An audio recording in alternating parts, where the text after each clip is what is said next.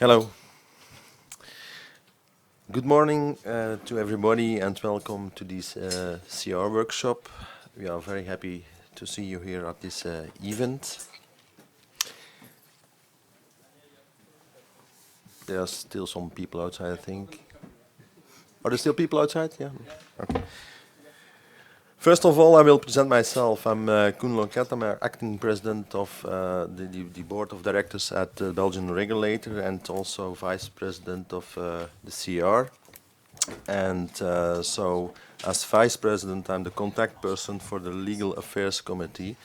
Legal Affairs Committee of the CR is the committee who was drafting this report about unbundling.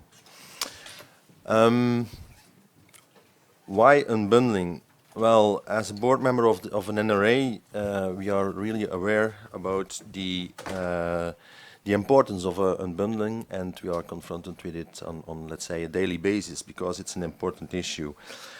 Unbundling is key in the process of liberalization of the energy market because unbundling must guarantee access to the network on a non-discriminatory basis, and it has also to guarantee that the network operators are impartial and cannot receive any instruction of a market player.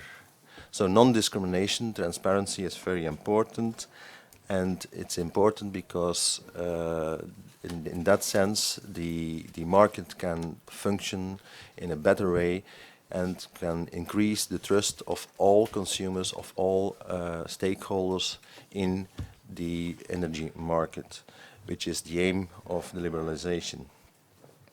During the workshop and through several presentations, we will try to explain the main findings of the status review. The status review is published on the website, so if you want and if you don't have it, you can find it on the website of the CR. And the status review is handling the implementation of the transmission and distribution system operators unbundling provisions of the third energy package. Now we are already in the clean energy package, but it's a status review. It's about the situation as is under the third package. But it's also focusing on new developments since summer of 2015, and we will see that there is a new element which was added when we compare it with previous status reviews we produced in the past. The new element which was added is the main changes and novelties with regard to unbundling related provisions, which can be found in the text of the Clean Energy Package in the Electricity Directive and the Electricity Regulation. This will be part of the workshop also. It's also a chapter in the status review. To point out, it's important to know that the basis of the status review was a questionnaire sent out to the members of the CR, to the NRAs, and it's good to know that 25 of our members responded to the questionnaire. So we have really a good overview about the situation in the different countries. The questionnaire was sent out in March 2018 and was refined in beginning of 2019. So the information is rather actual, is not outdated. Another point which is important is that the report is a status review. So you can find in the report a lot of findings, the situation as is. You will not find real conclusions and not recommendations. So it's good to have a view what can you find in the status review. It's an overview of the situation as it is on the moment of the questionnaire. During the first part of the workshop, on my left side we have Nadia Horstman from BINETSA, who is also the chair of the Legal Affairs Committee. She will handle or tackle the TSO unbundling related issues, as there are the new challenges in the certification procedure, some practical cases, the third country certification procedure, and the issue of participation of financial investors in network operators. Also new developments regarding the ownership unbundling, ITO unbundling regimes. The question about joint ventures, which will become, in my view, more and more important in the future, taking into account the integration of the European energy market, and the role of the European Commission in the certification procedure. Corentin Goupelier from CRE, our French colleague, will talk about the main outcome of the report regarding the DSOs. He will give a general overview, state of play, the changes in the DSO ownership structures, and the main focus highlighting special attention to the issue of rebranding, renaming of DSOs. The last speaker from CR is Barbara Heermans from the Belgian regulator, and she will focus on the main changes and novelties with regard to unbundling related provisions in the clean energy package, with a special attention on the topic of energy storage and the role of TSOs and DSOs regarding this issue and regarding the management and operation of energy facilities. Finally, she will also put forward some new DSO tasks which include unbundling related provisions. This is for the first part of the workshop. We will hold then a short break. And in the second part of the workshop, it will be dedicated to the interventions from stakeholders.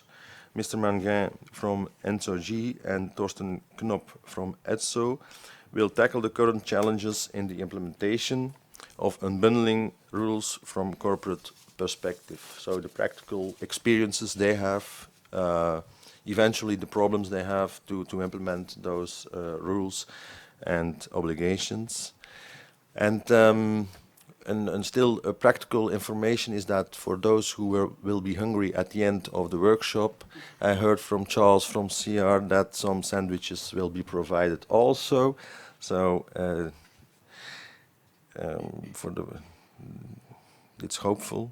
Let's hope it will be there. They're there. They are there. Okay, thank you. So, talking about food, and I think it's enough as an introduction. Let's go to the main dish, and I hope that the workshop will be very interesting. But one point of attention, even if you're here for an unbundling issue, don't forget to consult also the CR website, because our status review is on it. Also, the previous ones can be found on the CR website, but there are still a lot of other interesting publications, papers produced by CR and the different working groups of the CR. So now I want to give the floor to Nadia, who will talk about the TSO-related issues. Thank you.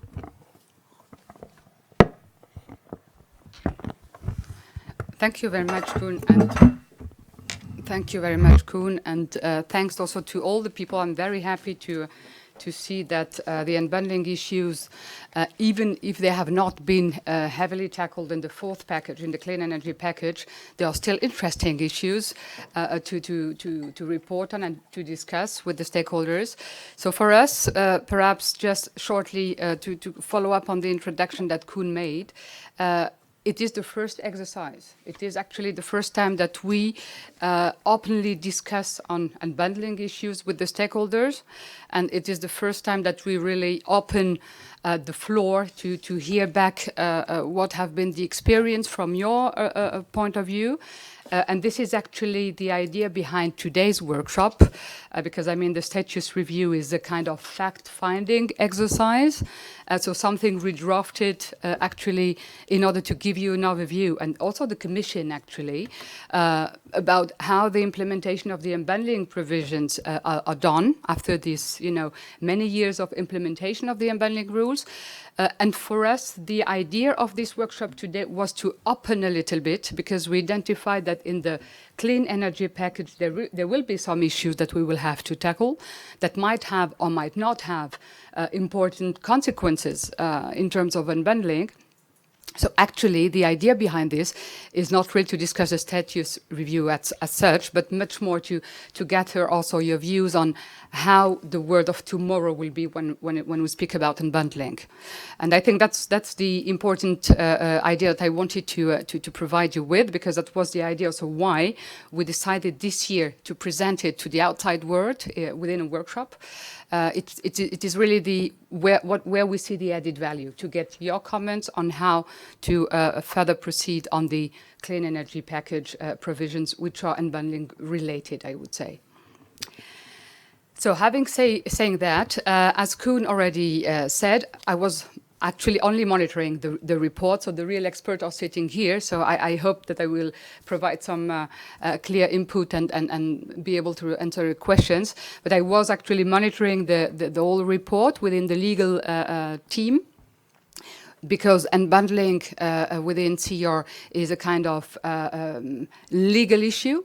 Of course, it's not only legal in nature, but it was very much at the very beginning, the main idea was how to deal with the process. So what we really did at the beginning is how do the process look, who is concerned, who should be consulted, what is the role of the regulator, what is the role of the TSOs, how to deal with the Commission, etc., etc. So there were a lot of legal issues that we tackled.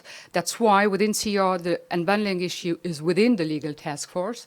But of course we have experts in the legal task force that have also another, I would say, approach or perspective. It's not only a purely legal issue, but it's an economical one, it's a technical one sometimes. So there is all these approaches which are there, just for you to know that it's not really only a legalistic approach. To go back to the status review, as Koen said also, and that I think this is important for today's discussion, to know that what we did this year is an update of what we did in 2015. So if you read the status review without having a clue of what we said in the first status review, it might be difficult sometimes to follow. I just want to, it's a kind of disclaimer actually, just for you to know that we explain the rules, we explain all the papers we issued on unbundling, we explained also the Commission's position in the old version of the report, and this is actually only an update of it. As I said, it was mostly the idea to make the link with the clean energy package, how to deal further. So you will see, and you probably, by reading the report, you saw that there were some differences in the way we are tackling the issues. You will see that the TSO part is actually not so impressive, also because there were not massive new things to report on, from the NRA's point of view at least. You will see that the DSO part actually was one of the most important one this year in the report that we did, and it was, I would say, the focus of CEER. Of course, because, as I said, the relation to CEP is here quite clear. There is new function for the DSO. There is new task that they will have to cope with. So that's why we thought that is certainly the part which is very interesting. From an NRA point of view, it was also, and Corentin is going to go into the details there. I just wanted to give you a broad overview on this. Actually, the main things we had to do with as NRA was related to DSO. So there were a lot of work done by NRAs on DSO unbundling, very little on TSO. So that's why, just to explain you how the report is very much focusing on DSO, also because this is the reality within the regulators also.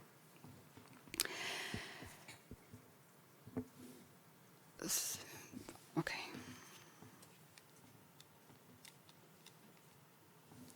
So okay, I think we gone already through the main introductory stuff. As Koen said, also an important issue. We had a feedback from a lot of NRAs, 25. As you know, there is 28 so far. Potentially after October 27, we don't know, hopefully not. We get a lot of information from NRAs, but you have to be aware of, because this is something I discussed also with some of you already, with some TSOs. There is information, the information that we get from the NRAs are sometimes totally different. There are NRA who are really able to get to provide a lot of information, others which are not so, I would say, I would not say open to gather information, but we have less information to provide. So potentially you might find some member states in the report that are overrepresented or overnamed. This is actually only linked to the fact that some provide more information than others, so we have to cope with it sometimes in the report. But mainly we had, as for the last exercise, a broad feedback on the question we asked. So, like Koen already said, there is some main elements that have been asked this year again. So we didn't change the structure of the report compared to the last report. We still had more or less the same element that were tackled. On the TSO part, perhaps what we a little bit more go through this year in this exercise is the monitoring issue. So trying to find out how to really properly monitor as NRA, how to properly monitor in cooperation with the stakeholders, how we properly monitor also in cooperation with the Commission. So this is potentially also the part which was very interesting, which was, I would say, a little bit new comparing to the last exercise. So the new challenges in the certification procedure, like you see, we're now really focusing on certification because TSOs have to be certified. So it is one of the core tasks of regulators and one of the main work of the TSO to get certified, nominated or designated and certified, because there are some TSOs who are designated but not necessarily certified, depending on their legal regime. So since the last report, actually, we have 21 cases, sorry. Okay. That way. So we have 21 cases reported where the certification procedure was reopened by NRAs or where a new certification took place. So I would say it's not a lot. There is not a massive new certification procedures between regulators. There is a lot of TSO in Europe, so it is not something where we can say, well, there is a lot of new work that have been done by NRAs in terms of reassessing certification or certifying again. From our point of view, it was not too much work. The three main elements, of course there is others, but the three main elements, if we can, I would say, compile them, related to the new certification or the reopening of the certification were related mainly to the ownership structure. So changing from the TSOs in the ownership structure. Changes also in the shareholder percentage share. This is something that have been brought forward. And also, and that this is the interesting point also from the point of view of the regulators, but also of the Commission, the changes in the unbundling model. I suppose some of you were also dealing with the third package, and you know that it was really a long exercise to make the Commission accept different regime when it comes to unbundling for the TSO. We had the ownership unbundling, which was the preferred model. We have the ISO and the ITO that was, I would say, put forward by both stakeholders and regulators. And actually, the changes in the unbundling model is, you will, when we go through the report, you will see that it's a little bit saying on how is the state of play now and how right or wrong we were as regulator and stakeholders to actually push for a ITO or ISO model. As you know, ACER can be requested also through the European Commission to have a say on the process. In the process, this is something we looked at so far, and correct me if I'm wrong, because the report we ceased actually to gather information last year, 2018. So it might be that there is new information from this year. So please feel free to interrupt me and update if necessary. So there were no clear ACER, no direct ACER commitment on unbundling issue. So I would say the unbundling topics remains so far, and I hope it will be for a long time. I would say a NRA only topic. It's not something that ACER is heavily dealing with. We will see in one case that ACER have been also contacted, but from, I would say, the implementation of the third package and the go live of the three models, ACER never intervened or was never asked by the Commission to have a say there. I can also report that there were also very little discussion with Acer when it comes to I would say internal issues that we have to deal with. Of course, there were, in terms of implementation of networkers, sometimes issues that were relevant for TSO unbundling, but these were, I would say, internal discussion, but no proper involvement of Acer or no clear, I would say, commitment or position coming from Acer on that. There is a wide discretion in this respect, so it's up to the Commission actually to activate Acer involvement. Acer is the Commission's, I would say, advisor. So it's up to the Commission to say, Acer, I need your feedback or your input there. It's not something that we ask for, or it's not something that the stakeholder directly can ask for. So far, no intervention.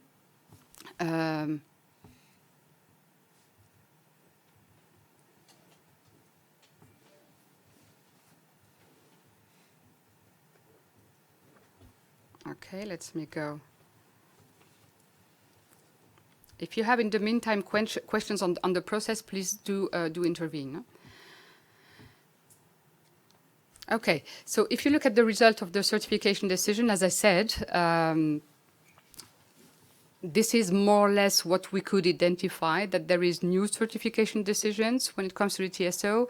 Most have reassessed, are assessing new TSOs. There is actually procedure we are still going on. We are still assessed by NRAs.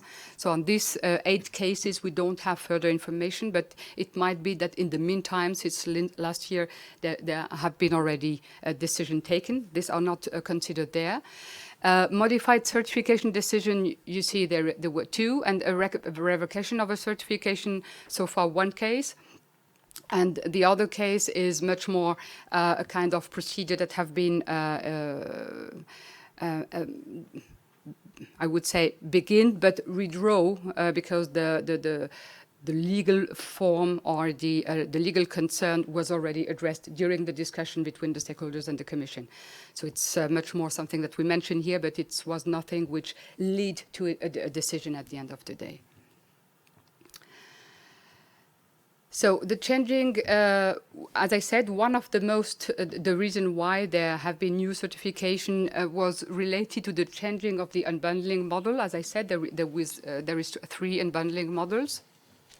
You can see, if you look at the old CEER report, you will see that there is mainly, most of the TSOs are ownership unbundled.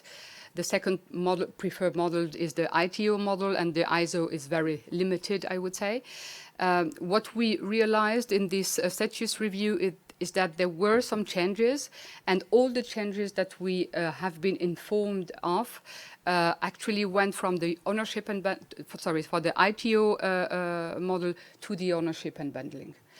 So it was actually interesting to take into account, because it was, as you know, also the Commission intention from the beginning to say that the ITO model is a very regulatory intensive model.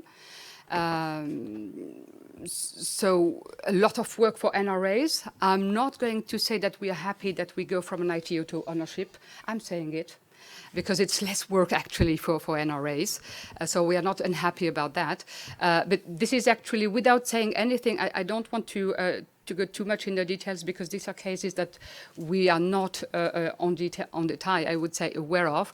But this is definitely a kind of evolution that you see, that the ITO model, probably because the burden behind the ITO model is very high, conducted some of the TSO to go for an ownership unbundling model. So this is one of the conclusions that we made. The other changes that occurred in the ownership unbundling in the certification was the changing in the ownership structures, and particularly to the changes that have been made in the shareholders' shares. This is, as you can say, we gave some examples. It was the case in Great Britain. It was the case in Spain also, and in Austria, that the new changes in the shareholding share have to, of course, being communicated to the NRAs and the Commission afterward. And this lead, of course, to a new certification.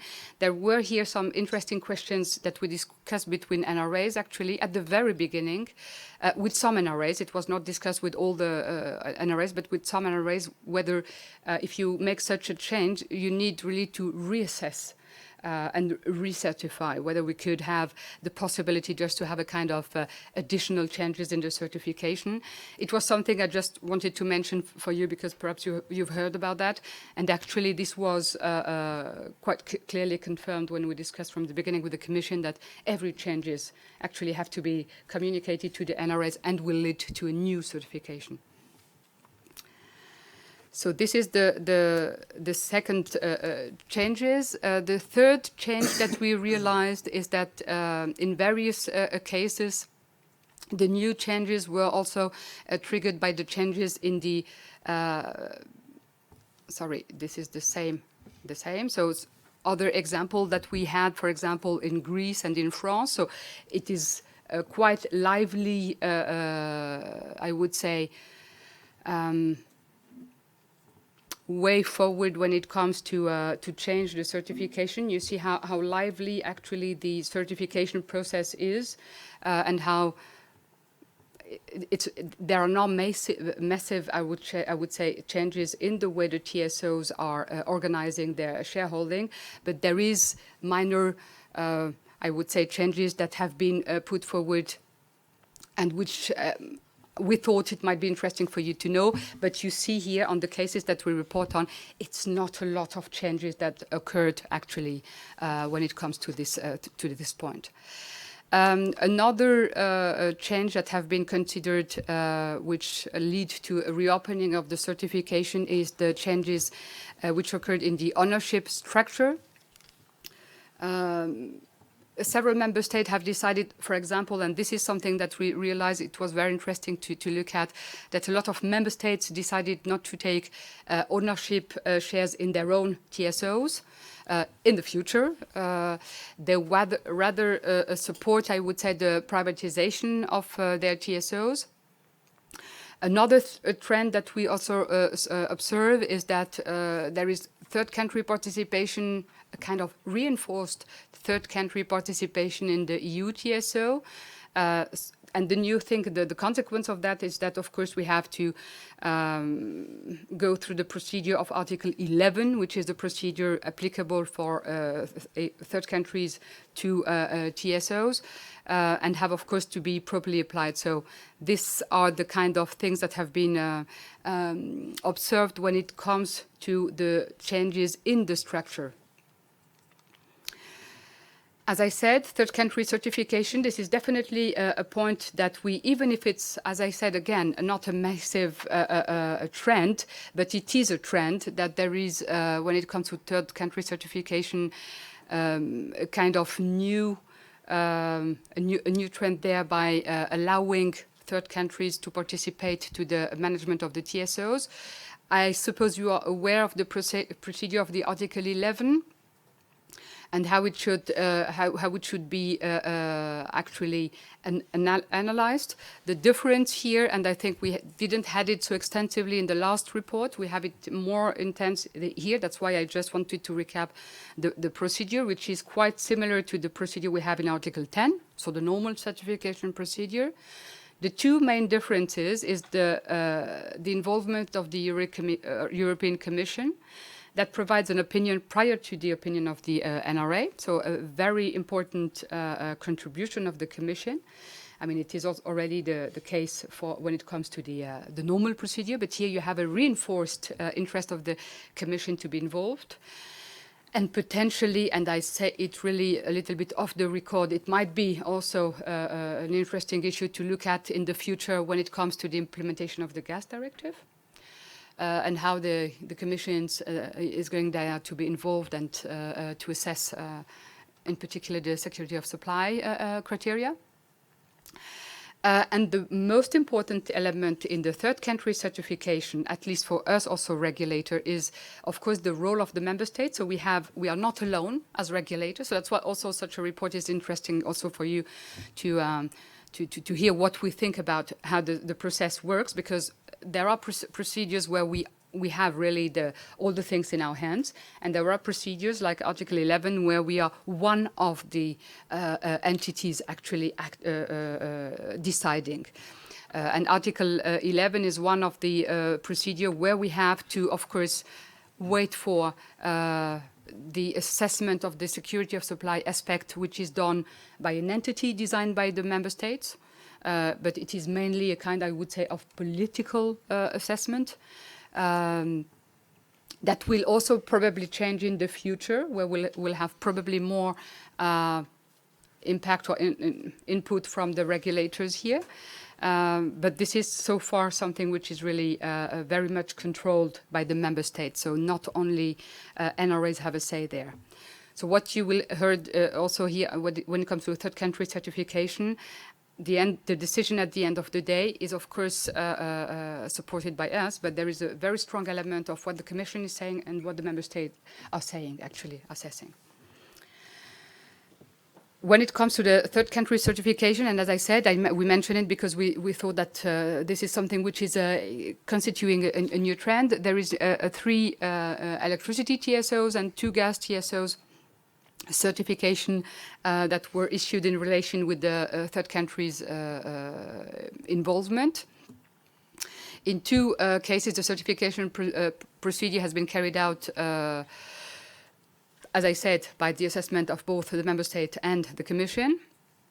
Whether certification is requested by a TSO controlled by a person of a third country or third countries, it might be one, but it might be more than one concerned entity. Of course, the NRA shall notify the case to the European Commission. I think I clearly said, and the competent authority, which is the entity within the member state, have a say there. And the final assessment is the certification decision of the NRA. So this is the slide more or less highlighting the process and trying to give a kind of disclaimer on the NRA decision, saying but there is other entity also here involved in the process.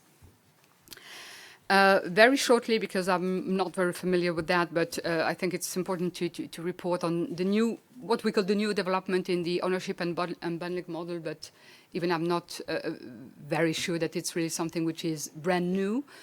It's kind of also a trend, showing a trend, but it's not something very, very new. Since the last report, several TSOs have decided to divest their shares in order to be certified under the ownership unbundling model. And most of those were previously ITO, so this is definitely the trend we see. According to the new business models, several major European TSOs that were certified as ITO divested their shares and decided to be certified under the OU, ownership unbundling model. And the possibilities foreseen in the directives to implement various unbundling models are used by the TSO. This is also the new element for us to actually observe that the TSO have no problem actually to change the model if this is compliant with their new business structure. So this kind of changing the from one model to another is an interesting thing to observe, because perhaps to recall you the discussion we had with the Commission at the very beginning on the third package, the Commission always was of the idea that once you have you are in one model, you are not going to change it, because actually, it's a lot of money to restructure your company and be compliant with one model. So the Commission was very much saying, if we agree that we have 3 models, we will have a kind of, crystallization of these models on the market. And we always said, as regulator, and I think it was also some of you TSOs also saying that we should see this thing a little bit more flexible, and we could agree that we can go from one model to another if there is a kind of evolution in the way that TSOs are working. And this is actually what the report is showing for the first time, that there is really, I would say, a passerelle between models, that the TSOs do not refrain to go from one to another. So interesting thing to actually to observe.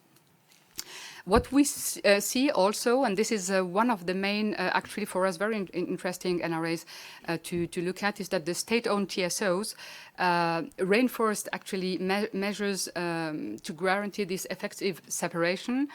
After the third package, you probably remember a lot of TSOs said, well, if you have a TSOs with a public participation, they are actually best placed because you don't really know who is controlling the TSO and the supply and production branch. If it's the Ministry of Economy and the Ministry or the Ministry of Economy controlling both, you don't really have an unbundling. And it was something which was really heavily discussed. And we realize now that this provision have been properly implemented actually in having now within a government, I would say, different ministries dealing, one with the TSO and another ministry dealing with, for example, the production or supply or trading activity. So we consider as regulators and the Commission also to be compliant with the provision of the third package. It's enough, I would say, ring fencing the provisions to allow for a proper unbundling within, I would say, state-owned TSOs. I'm running a little bit off of time. I speak too much as always. So very, very shortly, because financial investors' issues is also a very interesting one also. You know that we were struggling after the third package because there is a lot of financial investors saying we want to invest in the grid in Europe, but we cannot because the unbundling provision are too difficult for us. If we as financial investor have shares in production or supply or whatever in Europe or elsewhere, we have problems there, so we cannot really be part of a TSO. The discussion was really discussed. We were, as regulator, also struggling with the issue because there was clear provision that we had to apply, and were not really compliant with what we get from financial investors. We, of course, didn't want it to block this evolution, because we saw it as necessary to have also other, I would say, entities investing in the TSOs. So that's why, actually, if you remember well, there was a paper from the Commission trying to provide some element of response to help us as regulators to better assess this issue, and for the Commission also to have a kind of clarity. How far do we agree on how financial investors have to be unbundled? There is now, actually the result is that this is a case-by-case issue. There is, of course, the Commission's paper explaining some, or giving us some, I would say, guidance on how to deal with the issues. But of course, at the end of the day, it is a case-by-case issue that we have to tackle as regulators. And so far, we observed that there were an increased participation of financial investors. So that the good thing is that the paper of the Commission help. We as regulator are fully trying, I would say, to follow the trend and support it as far as possible. So actually we are quite happy on how things evolved there, meaning that the law was not clear. The paper of the Commission helped to do so, and the regulators actually, at the end of the day, managed really to ensure a proper way of participation for financial investors.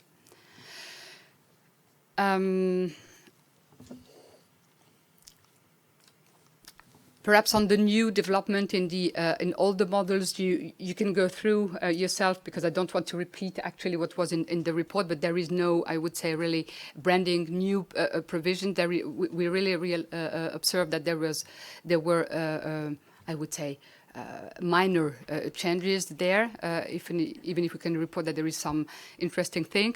Perhaps an interesting point is what Koen mentioned earlier, the issue of the joint ventures.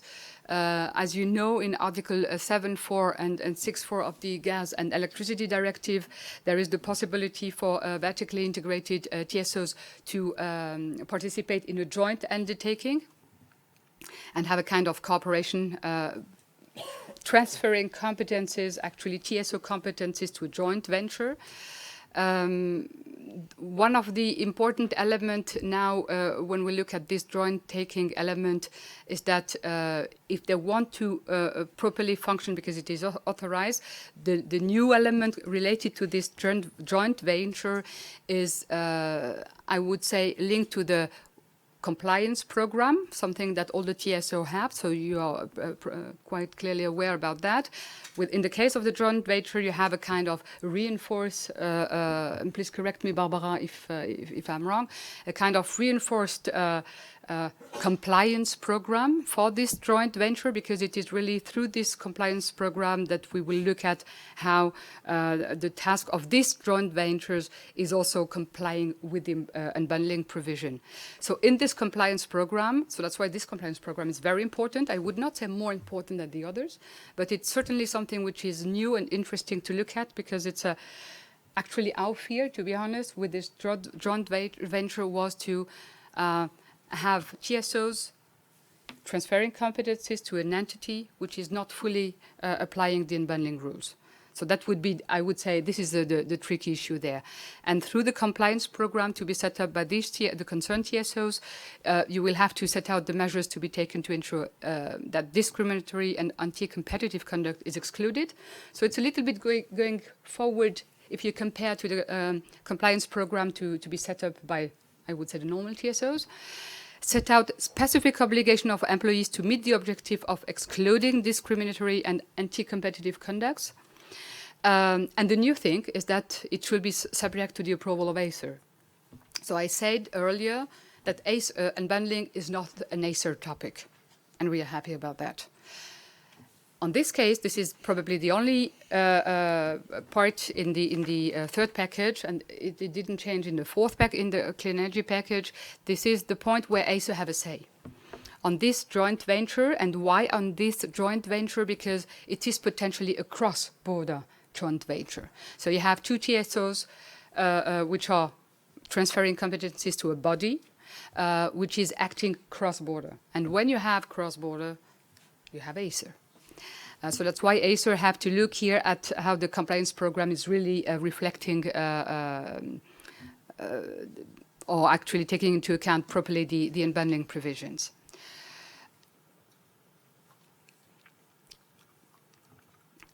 On this joint venture issue, you have in the document, in the report, also a very short case study, what we call the case study, perhaps just to make, for you to clarify. We have sometimes to increase readability and where we get more information from NRAs, kinds of some frame in which we have case studies. These case studies are trying as far as possible to illustrate sometimes the very not easy readable legal provision or NRA's assessment. So on this case, on the joint venture case, we are actually reporting on the balances case, which is still under assessment, meaning that the compliance program have been now submitted to ACER. ACER is reviewing this compliance program. So the new thing for us will be in the next report, potentially to say, oh, ACER is having a say on unbundling. We will probably inform you on what did ACER say, actually, and how do ACER really assess how the unbundling provision are, whether or not, and how the unbundling provision are properly implemented. So that's the new thing. Just to make here a short comment on the case studies we have. So on the assessment of the Commission, as I said, we are here in a process where we are not only in the driving seat, but we have also to work with the Commission. We have also to work, of course, with the stakeholder, and this from the beginning. And as you know, according to the directive, whether the decision is explicit or tacit, it has to be sent to the European Commission with all the information. So it's a lot of gigabyte information that are going from NRS to the Commission and coming back. You can imagine a lot of things that the Commission look at very thoroughly. And of course, as I mentioned, there is this staff working document of the Commission from 2013, which is helping actually all the concerned or the relevant actors here on how to exchange and cooperate in advance in order to have a final decision which is really reflecting views of all. That's why the fact is that we are not waiting as NRA when we are ready with our draft decision. We are not drafting a decision and send it to the Commission and wait, and the Commission send us, a list of 20 points to change. It's not working like this because, as I said, there is a lot of information that are sent to the Commission. So in order to have I would say, a proper way of functioning and an efficient one, we are really from the beginning discussing with the Commission and potential issues of interest or hearing concerns of the Commission very early in the process. So you shouldn't see it as a process which is, we draft a decision, we send to the Commission make remarks, and at the end of the day we say as regulator, we take it into account or we do not. Because that's at the end of the day what can be said. We are in the driving seat there, but there is really a kind of way of working together. And I think something which is interesting also for sake of transparency and just to understand what is meant by transparency, the decision of the Commission is published on the Commission side, and actually it is not published because everything what the Commission is deciding, even if it's not a decision, it's only an opinion sent to the regulators, and the regulators have to take at most account of this decision. The thing is that through the publication, we should ensure also, or we should allow the outside world to know about potential divergences. As I said, the regulators are taking the decision at the end of the day. We get the comments of the Commission. It is possible that NRAs are not very following all the recommendations of the Commissions. So if you want to know where we are diverging, where we are compliant, and where we have potential differences of point of views, so you have to look at the NRA's decision, which is also published, and the Commission's decision. And there you can see, actually, if you have some doubts or whatever, you can also look at how the process is really working. In order to avoid too many divergences, of course, we are working very closely together from the beginning. So you will, as far as I'm informed, not have decisions from the Commissions which are really totally deviating from NRA's decision. This was for the certification, for the assessment made by the European Commission. This is a kind of list of what we could, when we looked at the Commission's decision, we looked at what were actually the comments made by the Commission. When the Commission get all this information from us, the draft decision and the necessarily linked information, what were the concerns so far of the Commissions? That for most of them, as I said, have been reflected in the final decisions.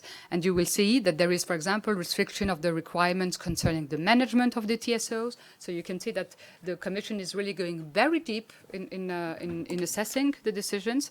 They can really make a remark on how the management of the TSOs. Okay, I have to go to the end. So this is the list actually of what the Commission is highlighting and what we have to take into account. The last point, and I said this is probably one of the most interesting for us also, is the monitoring of the old unbundling provisions. And here, when it comes to the monitoring, there is three main, I would say, entities. You have the NRAs, or the other way around. We have the compliance officer, which has a very important role, actually, through the European provisions and, of course, the national legal framework. The compliance officer is the one within the company who has really a say, who is really near to how the processes are working, and he has an extremely important role in having a look on the day-to-day, daily business, how the business is working between TSOs and supply and production branches. So this is actually the one on which NRA are really counting, and we are very much, of course, always waiting for the report that the compliance officer is making once a year, that is submitted to the NRA, because from this compliance report that is drafted by the compliance officer, we can see a lot of how the daily business is working. You probably heard about the asymmetry of information between regulated entities and regulators. This is typically a way for us to gather information. So the most detailed this compliance program are, the better the work of the compliance officer is, and the better the control of the regulators is, of course, on the unbundling provisions.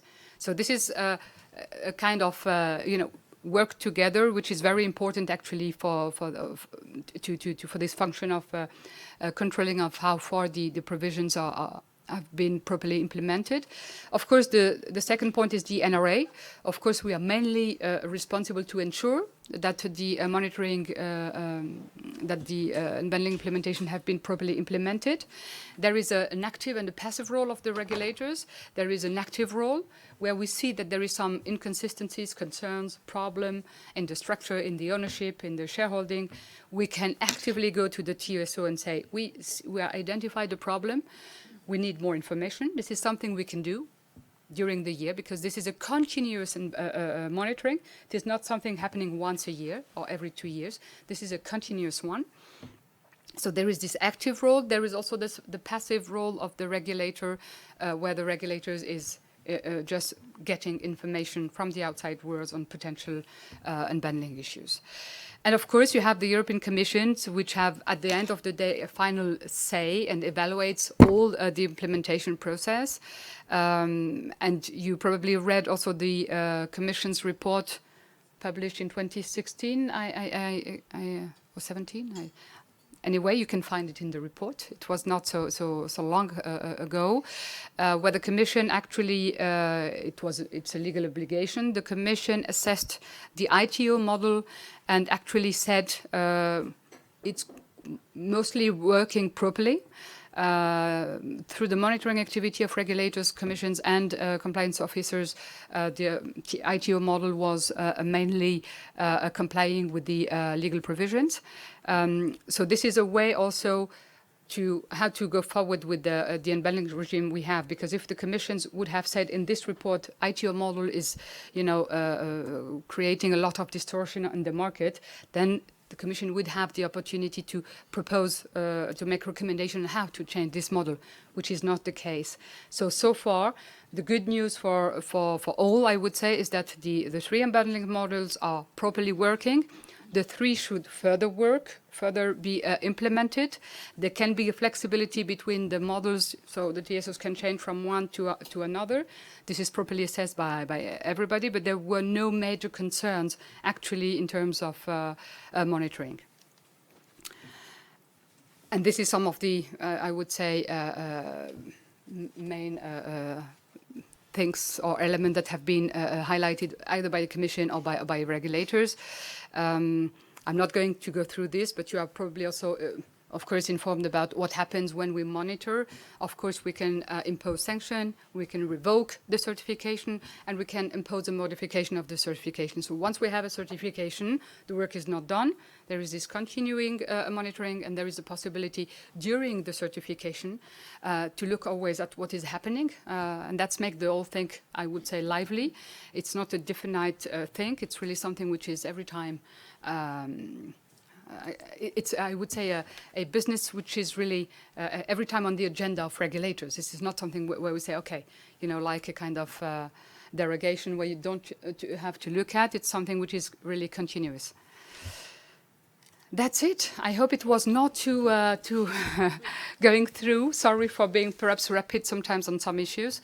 So now I suppose I can imagine that we go directly to my colleagues who is going to deal with the DSO part, which I said there is nothing very interesting on the TSO side because a lot of things have been done.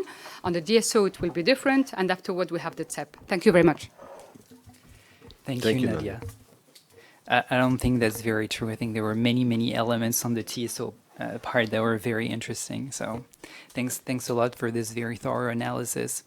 My name is Corentin Goupillier. I work for the legal department at CRE, the French regulator, and I was part of the monitoring team of the DSO unbundling part of that report. So I'm going to try to highlight a few elements for you today. The general idea is not to go through the entire section of the document. You have access to the report, and I invite you to read it very thoroughly because there are many elements that are of interest within that report. We just wanted to focus on a few elements today. The first one, first, the unbundling rules. They're less strict for DSOs than for TSOs. Basically, when you look at the third package, you have an obligation for DSOs to be designated. They also have a specific list of the tasks of those DSOs. And as regards unbundling, we don't really have different models such as OU, ISO, or ITO per se for the DSOs, sorry.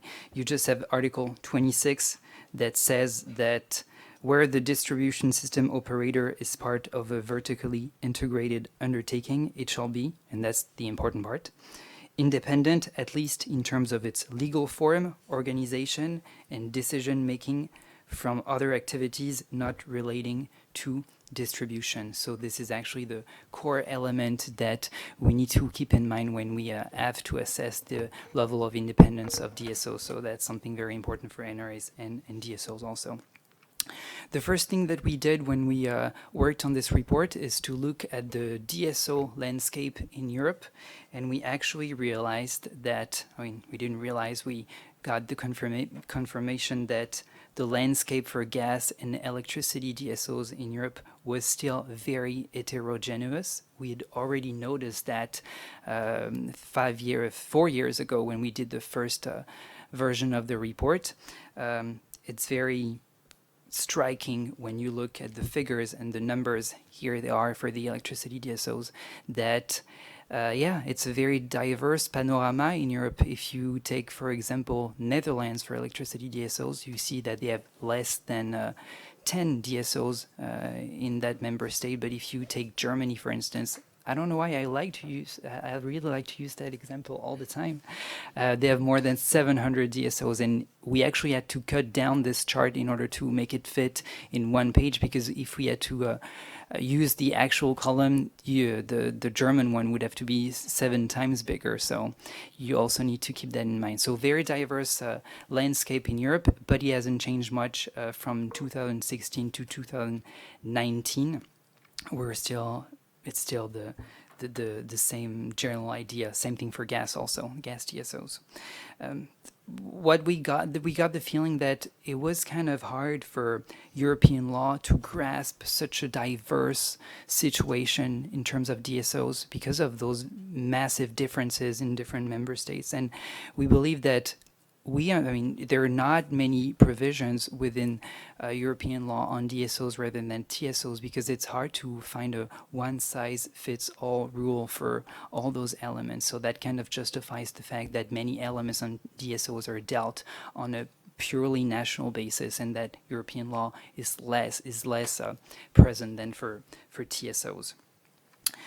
Basically, so for the report, we looked at the different elements that had already been looked at in 2016. So we looked at shared services, compliance programs, independent rules, many different things. And the main conclusion is fairly positive. Most NRAs are globally satisfied with the independence level of their DSOs. There are still some elements that could be improved. Those elements are mentioned in the report, but globally, we're fairly happy with the situation right now. We decided to focus on one element in the report this year. It's the DSO branding and renaming, because we actually realized when we talked to one another that almost half of the NRAs had been directly involved in a DSO rebranding or communication process change. So a lot of regulators had to tackle this issue in the past few years, and that was a tremendous work that has been done, and we thought that could be of interest for you. If we go back to the basis, meaning Article 26 of the directive, I only mentioned the electricity directive right here, but you have the exact same provisions for gas. It does say that the vertically integrated distribution system operators shall not, in their communication and branding, create confusion in respect of the separate identity of the supply branch of the vertically integrated undertaking. That's a long sentence, but basically that does say that the principle is no confusion. But then when you say the principle, then you need to wonder and ask yourselves, what exactly is confusion? We were wondering what confusion is. Energy regulators, we were not really used to dealing with such issues. We actually got hints and clues from the European Commission in 2009, I believe, because they issued an interpretative note on the unbundling regime, and they gave us a few elements on how to interpret and qualify the notion of confusion. And they said that we could use European Union trademark law as a point of reference. Which is interesting is that we don't have to actually look at European Union trademark law, but we can, and that can be a good point of reference. And I believe that most NRAs actually looked at that in a deeper way when they had to tackle those confusion issues. Once again, I'm not going to go into great details on European legal text on European trade law. Just wanted to mention a few elements on the case law, the different elements that the European Court of Justice uses to qualify confusion. Those main elements is that the ECJ believes there is a likelihood of confusion if there is a risk that the public might believe that the goods or services at stake come from the same undertaking. That's the key element. And when they do that, we need to have a global and in concreto appreciation of the notion of confusion. That means that we need to take into account everything, the signs, the words, the designs, letters, numerals, colors, sounds, everything, to see if there is a possible confusion between two different logos, two different names, different visual identities of different companies. That's something that's very important.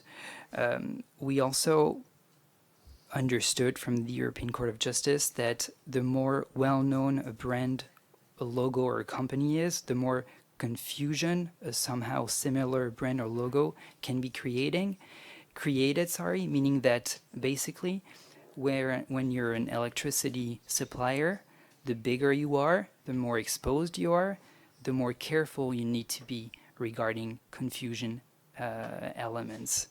And also the ECJ highlights the fact that to appreciate the notion of confusion, the perception of the brand and the logo in the mind of the average consumer is the key element, meaning that you don't actually need to ask super fancy studies from marketing companies to tell you if there's a confusion. Basically, you just get out of your desk, you go in the streets, you show different logos to an average consumer, meaning anybody, and you ask this person if he or she believes that there's a link between those two logos or visual and identity. So it was very interesting for us as regulators because, once again, we were not used to deal with those kinds of regulations, but that was an important part of the confusion tackling process that many NRAs went through those past couple of years. Once again, different scenarios. The renaming, rebranding can come from different sources. It can be done voluntarily by DSOs. Sometimes it has been done because it had been challenged before courts, especially by consumer associations. I know that was the case in France, and sometimes it was requested specifically by NRAs. I'm going to try to be as quick as possible. Just a few elements, a few case studies. This is definitely not a name and shame. We just wanted to highlight the great improvements that had been done from 2016 to 2019. If you look at the Dong Energy visual identity, first of all, you need to know that those were actually two different companies. You had the Dong Energy, which was in charge of electricity supply, and another entity called Dong Energy Distribution, but it didn't have any specific logo or a visual identity. So the confusion was, there was definitely a risk of confusion, but also to be completely transparent, we understood that the law in Denmark was changed in 2017 because before that they didn't ask specifically for those confusion elements to be eradicated. So there was definitely the law needed to be clarified, and that's why we had this situation in 2015 in Denmark. But So those two different logos, but now it's all in the past, and you have two new names and two new logos. The Dong Energy Distribution was renamed Radius in 2016, and the Dong Energy changed its name to Ørsted. I probably do not pronounce it right, in 2017. So now no confusion possible. We're all very, very happy about that. Second case study, it's Luxembourg. Here, I mean, the logos were not completely identical because there is a little net on one side of the picture, though. Yeah, it could be confusing. So it also changed, also I believe in 2016, and now we have actually a change of name, a change of structure, and a change of logos. Now electricity supply is being performed by a company named Innovos, and all that deals with networks, it's another entity called Creos. So once again, risk of confusion eradicated, all very happy. Last but not least, France, it's a case that Creux worked on, I mean, for quite some times. Those logos were believed to be similar for different elements and aspects.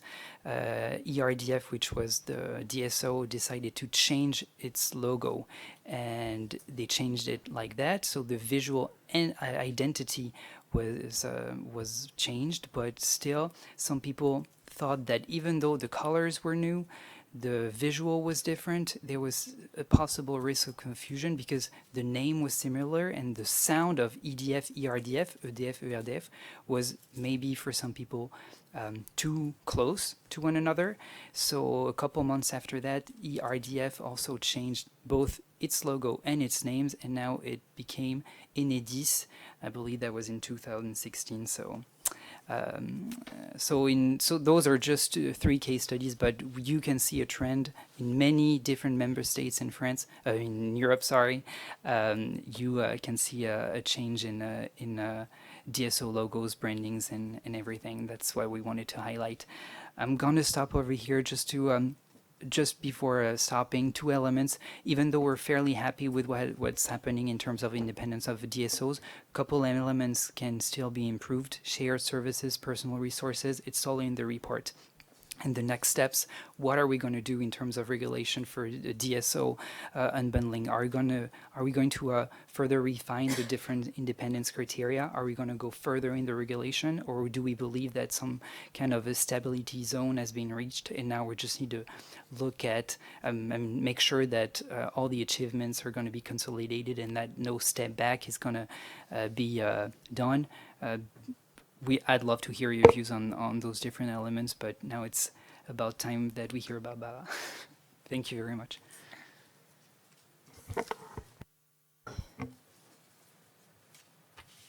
Okay, thank you, Corentin, for these very good illustrative examples of the good work that has been done in DSO unbundling in the past years.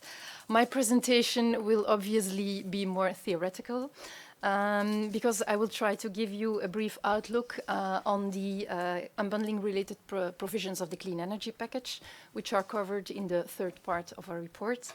So I will somehow give you an outlook to the future, the very near future, because some of these texts will enter into force tomorrow. Just a table of contents, I will skip that one due to timing constraints. The clean energy package, short overview of all the legislative text. I will not enter into these details, you all know them probably. But I will mainly focus in this presentation on some provisions of the CEP Electricity Directive, which are the most relevant for unbundling and a certification topic. So it's the Electricity Directive. I will not talk about gas. That will be covered later on, probably a bit by our colleague from NSOG, who will speak later on. As you all know, the Electricity Directive has been published very recently on the 14th of June. And maybe a few words on the entry into force, transposition, because that's quite important. The general date of entry into force is tomorrow, actually. However, certain provisions, namely the unbundling and certification provisions, they will apply from the 1st of January 2021. And some other provisions of the directive will need to be transposed by the member states into national law, such as, for instance, the new provisions on DSO and TSO tasks and on energy storage. They will have to be transposed by the 31st of December 2020. So in my presentation, I will briefly report on some of the main changes and novelties with regard to unbundling and certification related provisions in the clean energy package, in the related to unbundling and certification in the broad sense. You will see that. Maybe first of all, on the TSO unbundling rules, the easy news is that the main substantive rules on the unbundling regimes for TSOs remain unchanged, as well as the rules on designation, TSO designation and the certification process. No changes there, even though that the unbundling chapter has been a bit restructured on the content, the substantive rules remained the same. However, in the clean energy package, more particularly in the electricity directive, there are some new modified provisions relating to unbundling, which do have implications for the regulatory authorities' tasks. Also, we noticed that the unbundling rules are now also referred to in Article 1 of the directive, the article on the subject matter, and are mentioned therein as one of the key rules of the directive. Further on, maybe also a small question mark on the role of ACER in the certification procedure, because we observed that there is some kind of incoherence made in the changes made to the ACER regulation. So in the ACER regulation, ACER tasked to provide an opinion in the TSO certification process upon request of the European Commission has been removed from the ACER regulation, but in the recast electricity regulation, that provision is still in. So, but as we heard previously from Nadia, hopefully in practice this will, or not hopefully, but probably this will not be of major relevance, as so far under the third package rules, the Commission actually never used this, this possibility to request ACER for an additional opinion. So, the electricity directive includes some provisions related to unbundling certification in the broad sense on assigning and delegating TSO tasks and also on other activities that may be developed by TSOs. First of all, the directives, I will try to be brief here. The directive now sets out a clear general principle outlining that TSO tasks can only be assigned to other TSOs, other certified TSOs certified under one of the models provided for in the directive, the models which have not been changed. So, a contrario, they cannot be assigned or delegated to other non-regulated entities which are not certified TSOs. This is, however, without prejudice to the possibility for certified TSOs. I already covered that, but just to underline that certified TSOs can delegate to other certified TSOs on their own initiative and under their supervision, as long as this does not endanger their effective and independent decision-making rights of the delegating TSOs. Then, as far as TSO activities are concerned, it is stated in the directive that a member state or DCAs, their designated competent authorities, may allow TSOs to perform other activities than the ones provided for in the directive and in the regulation, when these are necessary for the TSOs to fulfill their obligations under these two texts. And when on the condition that the necessity of such a derogation has been assessed by the regulatory authority. In the past, we always used to speak about NRAs, National Regulatory Authority, but this term has been changed in the clean energy package. So now we need to get accustomed to RAs. This rule that I just mentioned does not prevent TSOs or the right of TSOs to own, develop, manage, or operate other networks than electricity networks. Again, on the condition that member states or DCAs granted such a right to the TSO in question. Energy storage. TSOs and energy storage. This is a key topic actually for the future development of energy supply, production, and network development. And the general principle here is that TSOs are not allowed to own, develop, manage, or operate energy storage facilities. The underlying idea of this general principle is that in the new electricity market design, the idea is that storage services should be market-based and competitive, and consequently there should be no cross-subsidiation between energy storage and the regulated functions of distribution and transmission, and that such cross-subsidiation should be avoided. From this general possibility, however, there is a double, let's say, double derogation possibility. A first derogation possibility, member states may allow TSOs, by way of derogation, to be involved in such storage activities when it's about fully integrated network components, and you can find a definition of these fully integrated network components in Article 2 of the directive. I will not enter into that detail. And under the condition that it has been approved by the regulatory authority. And a second derogation possibility is under a series of cumulative conditions.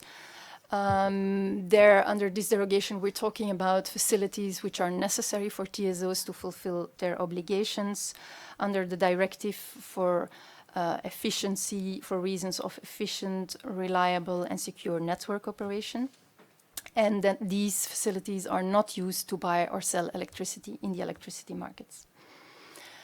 Another condition is a tendering procedure for this derogation, so that the condition that following a tendering procedure, other parties are not awarded such a right, or it showed that they could not deliver these kind of facilities, these kind of services at a reasonable cost and in a timely manner. And here, under this derogation, there is also an extensive role for the regulatory authorities because they need to assess the necessity of the derogation, conduct an ex-ante review of the applicability of the tendering procedure, including its conditions, and grant approval. Once the derogation, when it's decided to grant a derogation, this decision has to be notified to CEER and the Commission. So you already noticed there are quite some new tasks for regulatory authorities. And also after having granted the derogation, there are some additional new tasks because there is the requirement that there needs to be a regular public consultation to assess the potential interest of market parties for the required storage facilities, minimum every 5 years. This which does not go for the fully integrated network components exception. And if this kind of consultation leads to a positive result, there is the obligation that the TSO activity in energy storage has to be phased out, and this has to be ensured by the regulatory authority within 18 months. So now that we covered some of the unbundling related provisions for the big guys, the TSOs, we go to their little brothers, the DSOs. As far as the DSOs are concerned, the easy news is here as well that the main substantive rules on DSO unbundling remained unchanged. As well, maybe also mention that the exemption possibility for vertically integrated undertakings, which serve less than 100,000 customers or small isolated systems, has not been modified compared to the third package, so it still exists as it was. Member states may, for these kind of VIUs, decide not to apply the unbundling rules. So even though the fact that the main substantive rules have not been changed, there are also for DSOs some new rules relevant to DSO unbundling in the electricity directive in the broad sense, which have implications for the tasks of regulatory authorities for unbundling monitoring, but also a series of new tasks. And I will discuss these in some of these in the next slides. As far as DSO activities are concerned, here again, similarly to what I mentioned for TSOs, member states or DCAs may allow DSOs to perform other activities than the ones provided for in the directive or the regulation under the same double condition when it's necessary for their obligations and when the necessity of the derogation has been assessed by the regulatory authority. And also without prejudice to the possibility for DSOs to own other networks than electricity networks, if the member state or the DCA granted such a right to the DSO.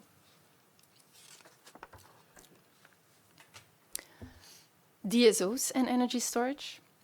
Similarly to the new rules for TSOs on energy storage, the directive also contains some new provisions on the ownership, management, development, and operation of energy storage facilities by DSOs. There is the same general principle, the same general prohibition for DSOs as the one for TSOs, and it also, sorry, I'm not going to enter into the details there, and it also comes with the same double derogation possibility as I just mentioned for the TSOs. The rules here for the TSOs, for the DSOs are similar, almost identical to the TSO rules, except for the fact that there doesn't need to be a notification to ACER and the Commission, but and there are some differences in some wordings on regulatory authority tasks. Then the newly created energy communities. You definitely heard about them, and you can find the definition in the second article of the directive. I will, for the sake of time, not enter into detail there.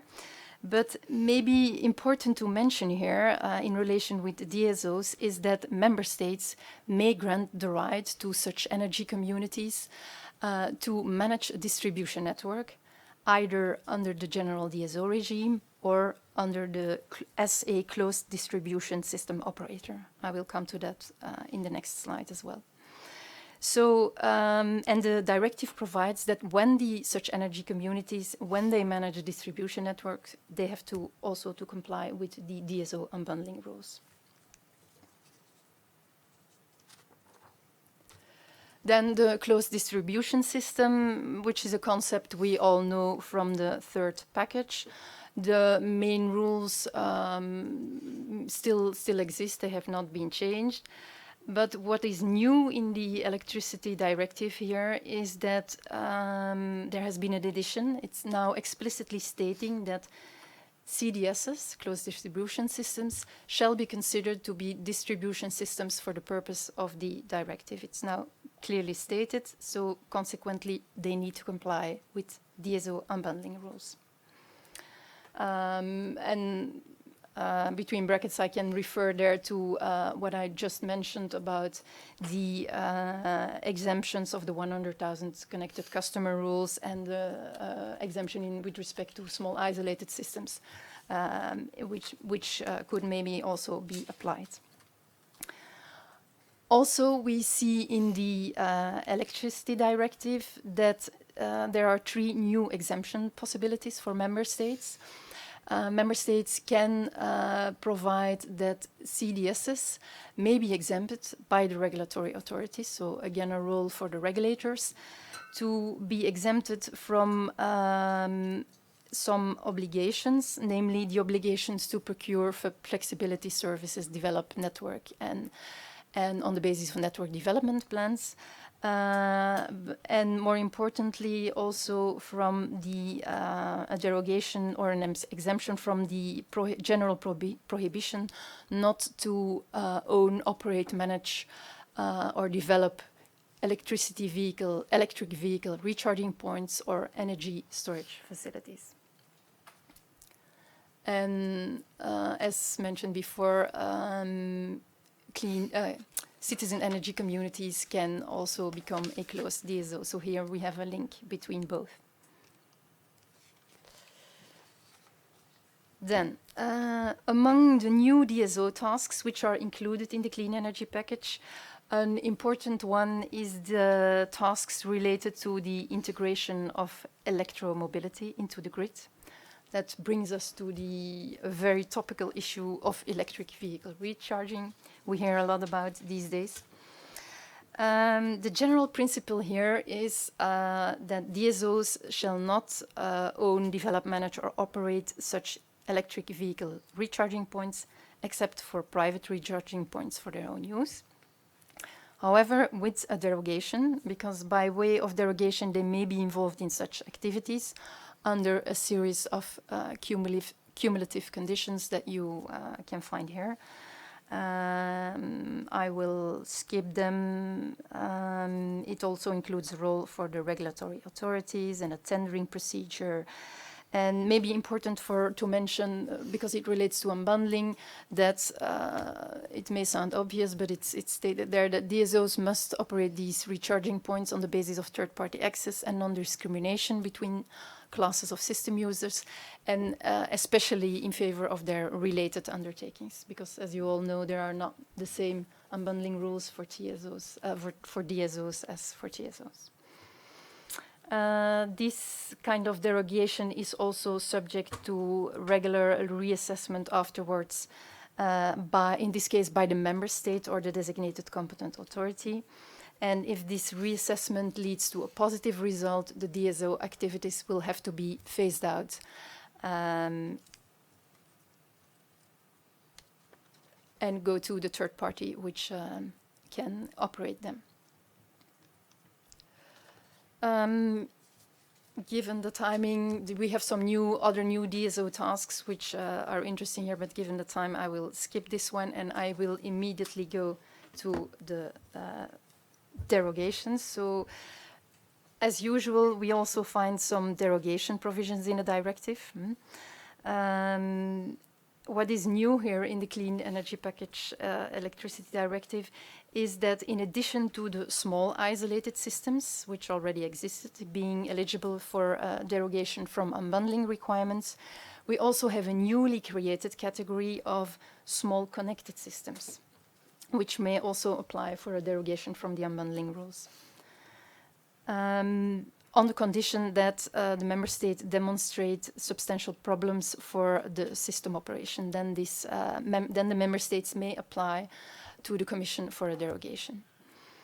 These derogations, there are some conditions, shall be, when the Commission grants them, they shall be limited in time, subject to conditions which aim at increasing competition and market integration, and they may not hamper transition towards renewable energy and some more issues such as increased flexibility, storage, electromobility, and demand response. Finally, I would also like to point out a small but interesting, in my view, interesting novelty, which makes the link to future grid developments, namely the development of offshore grids. In the electricity regulation, we're talking about the regulation now, there is an interesting new paragraph in the recitals on so-called offshore hybrid assets. Some new animal which has been added in the recital 66, dealing with investments in major new infrastructure, and more specifically with exemptions, derogations, among others, for interconnectors from, among others, full unbundling requirements. And which states, I put a quote here on my slides, that such so-called offshore hybrid assets, which on the one hand combine the function of transport of offshore wind energy to evacuate this to shore, and on the other hand, an interconnection function, interconnecting to member states, that these should also be eligible from, among others, the unbundling rules. Okay. Last but not least, we now have room for some discussion on the possible implementation challenges, some possible implementation challenges. I just put a few bullet points here for your inspiration. I'm sure our eminent audience will have some ideas about this, or maybe some other questions on issues that you would like to discuss with the colleagues present. Thank you. Thank you all. What I propose is that if there are some questions, some discussion points, we can do it now. Afterwards, we will have a short break, and then in the second part, then we will have a view from stakeholders, from practical point of view, towards the NRAs. And saying that, I'm not saying that the NRAs are not practical. We really know what's happening on the market because we are monitoring everything well. So if there are questions about those three presentations, about issues here mentioned on the slide, go ahead. Not a question, just to say that since the report on bundling was published, we also published a report that goes into more depth on energy communities last week. And on the topic of energy storage, we published a paper in March which does look at that in more depth. That was, of course, before we had the exact final text of the clean energy package, but it was a near final text from January that was used. So it does not take, those reports don't take quite the same perspective focus as from our legal affairs committee, but they're also interesting for those who'd like to delve further into those topics. I've got a question. In the report, it's mentioned that you assess the independence of DSO within their approved financial plan. What were the criteria to assess this independence and to determine whether a DSO is completely or not independent? So for the DSO part, to be completely honest with you, we didn't ask any questions to the NRAs regarding the specific aspects, the criteria that were looked at when doing this exercise. So I don't even know if or that we have common standards among the different NRAs when dealing with that. So I'm afraid I'm not going to be able to give you very explicit elements. So that's probably a good thing that we could do for the third version of the report. we could look at that on a closer way, but for the moment I wouldn't be able to give you anything about that. Just add to you, because I think it's an interesting question, and that might come up also for the other part of the report. The thing is that we are not asking actually how the European provisions are implemented in national legislation. This is what we are missing in the report, so we cannot say how detailed. There is, of course, a common understanding. This common understanding, I would say, is more or less constituted by the paper of the Commission, to which we mostly agree. So there are some criteria for DSOs, but also for TSOs, and this is actually the basis of the work of NRAs. But of course, there is the national legal framework, which is on the top, implementing the European provisions, sometimes just making a copy and paste, sometimes forcing more provisions. So it's really different in some countries. We don't have a regulation, but a directive. So it's implemented with the. But I would say the paper of the Commission was really served as basis for the implementation on that. So the criteria are more or less the one applied by regulators.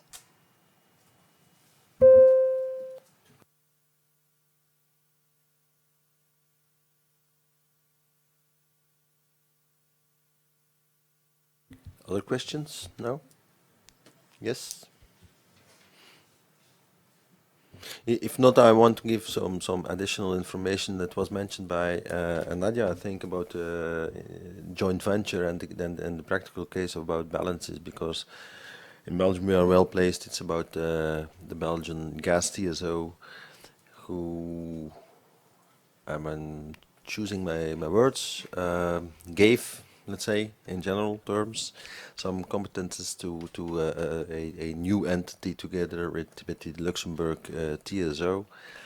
This is a case who was submitted, or the compliance program was approved by the Belgian NRA and by the Luxembourg NRA, sent to ACER, and things are not always moving really fast, let's say. It was introduced 2.5 years ago, and now last week the consultation by ACER about their position regarding this issue was ended. But the question dealt by ACER was, are we talking about delegation or not? Because as I explained in the presentation, if it's delegation, then we are talking about the consequence certification. If the way they gave some competences to the new entity is not seen as a delegation, then a compliance program can be sufficient, and then ACER is competent to examine and analyze the compliance program. So now we are, I think, really at the end of a long process. If I'm well informed, we will have some more concrete information in September during the next Board of Regulators of ACER. Then we will take knowledge about the position of ACER. And the reason I think that it took such a long time is also because they know that as the European energy market is evolving in a way that there is more and more cross-border cooperation between NRAs. We have ACER, the cooperation, but also between the TSOs. I think it's a logic that in the near future we will see more and more forms of cooperation between TSOs. So maybe TSOs will create still other new entities. So the question and the principal position which will be taken by ACER will be decisive in the future also for new cases who will be submitted to ACER. So this to explain a little bit the importance about, let's say, joint venture cooperation, cross-border cooperation, and the consequences it might have for the unbundling aspects and certification aspect. Some questions about other issues?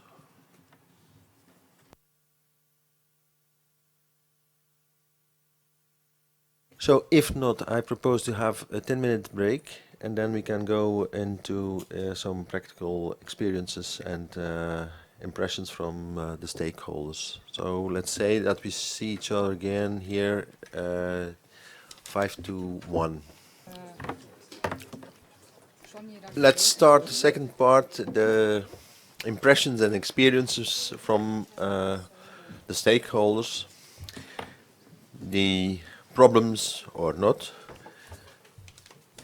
they have with the implementation of the different rules. And I can imagine that they think there are too many rules, but as an NRA we can explain why there are so many rules. So I give the floors for the presentation explanation from the stakeholders.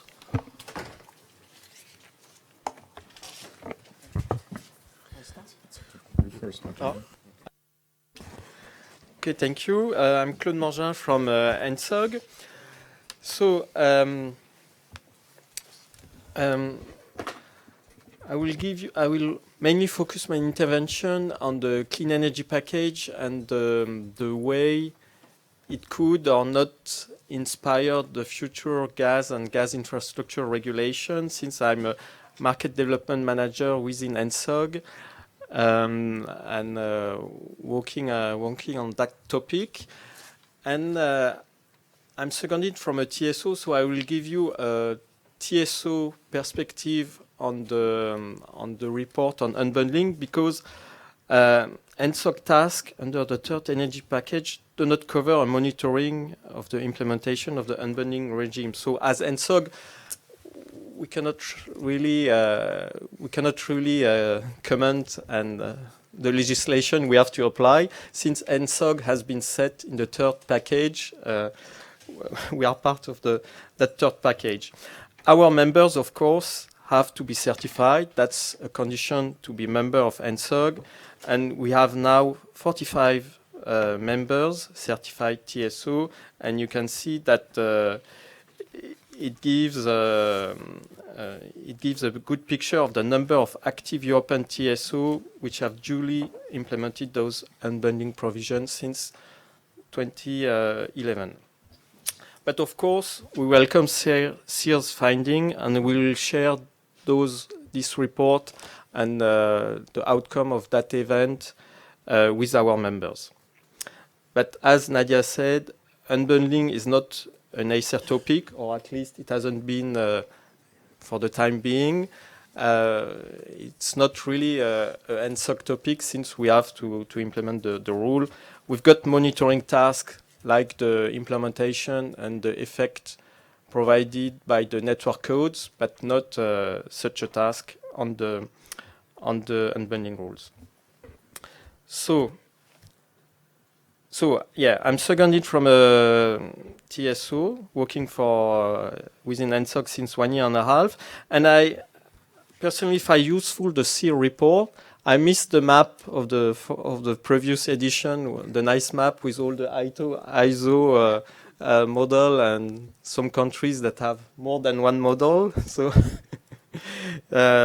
it's a valuable report that gives good information on what is happening in other countries. You can take the good ideas, or maybe have a look on what will come next in your country. And yeah, I would like to mention a few feedback. The third package is 10 years old, and its implementation still provides new effect. I read the report, seeing all the rebranding of the companies, the new measure to reinforce compliance of state-owned TSO with unbundling requirements. And this is also helpful for me as an employee of a TSO to see what are the new measures that will come. It was also interesting to note that certification of a TSO can be done in a cross-border way. For example, the Trans-Adriatic Pipeline, which is now an NSOC associated partner, also discovered that in the report, because I'm not following all our new members, of course. And what I get from the report is that there's no need for fundamental changes in gas and electricity in the unbundling provision. It's what Nadia presented. There was a change in the location in the electricity directive, but not fundamental content changes. And I've also noted that the security of supply could be an additional aspect to take into consideration in the certification process. And I wasn't aware of that. So I think, again, it's a useful report to show that we still have to work on the implementation of the unbundling provision, that we can still improve it, but that there is no major changes needed. Then, moving now on the clean energy package, I would like to give you flavor of the internal discussion within NSOC and its members, and not final position, because we haven't the new regulation on gas and gas infrastructure on the table, but there is a tendency to take electricity regulation and directive to inspire the gas directive. So copy paste it, or the new name in the Brussels bubble it's to mirror some provision. And so I will give you some initial thoughts about those measures in the report about the clean energy package. Yeah, you start, but the fact that the TSO unbundling principle and certification rule remain unaltered, and that it has been moved in the scope article, and it's a key rule of the directive. And we fully support that. We do not see a need of the change of the unbundling rules, and we'll still I think it's not the topic of the next gas package. The topic of the next gas package is decarbonization and make the gas business renewable and decarbonized. Then on the ownership of energy storage by DSO and TSO, we understand that it's tricky because of the cross-subsidization potential risk mentioned at the previous panel.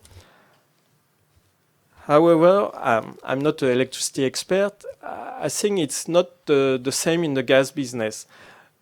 Because what I get from the electricity market is that the TSO is buying ancillary services to balance the electricity system to storage operators that are also selling the electricity or the flexible electricity. In the gas business, there is a third party. It's the shipper. The gas TSO is buying flexible gas on the market from shippers, trader, or producer, and this gas can come from the swing production platform and from gas storage. But it's not the owner of the gas storage that is selling the flexible gas to the gas TSO. It's the shipper that is using one of the flexibility tool he has in his portfolio to withdraw gas, for instance, from the gas storage and to sell that gas to the gas TSO to balance and to keep the line pack into the safe boundaries regarding the pressure. So in my mind, there is no potential conflict of interest that a TSO can own or not storage. Yeah, and so that's why maybe the condition for the derogation of that ownership could be lightened for the gas direct